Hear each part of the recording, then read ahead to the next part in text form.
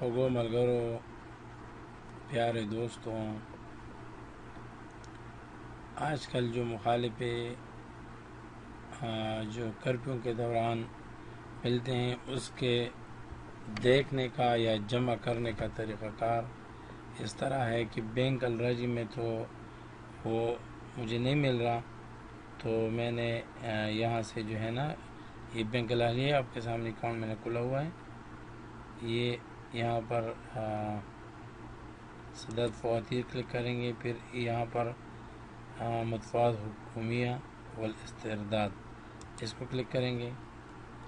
اس کے بعد یہاں پر کلک کیا کرنا ہے، یہ المنصہ الوطنیہ للمخالفات عربی میں ہے، اس کو یہاں کلک کریں گے، ٹھیک ہے۔ پھر یہاں پر تجدید برقم مخالفہ تصنیف مخالفات محدد اس کو کلک کریں گے، ٹھیک ہے۔ یہاں پر بولتا ہے کہ آلریڈی یہاں اقامہ نمبر ہے کہ نہیں ہے، تو ہم کیونکہ وہ ہمارے پاس تو میرا تو نہیں ہے، کسی اور کا ہے، وہ چیک کرنے کی طریقہ کار کس طرح ہے، تو غیر مسجل والی جگہ میں کلک کریں گے۔ یہاں پر ہم آئی ڈی اس کا دیں گے، ٹھیک ہے، یہ اس کا آئی ڈی ہے۔ یہاں وزارت داخلیہ کلک کریں گے، ٹھیک ہے۔ یہاں تیسرے نمبر پر جو ہے نا یہاں پر کیا کرنا ہے، یہاں پر لاسٹ میں الامن العام مخالفات حذر تجول یہ لکھا ہے، ٹھیک ہے۔ یہ کسی کا ہے، وہ فیس بک سے کسی نے بھیجا تھا، تو ہم اس کو چیک کرتے ہیں کیا یہ سچ ہے یا نہیں ہے، تو طلب رسوم العملیہ اس کو کلک کریں گے۔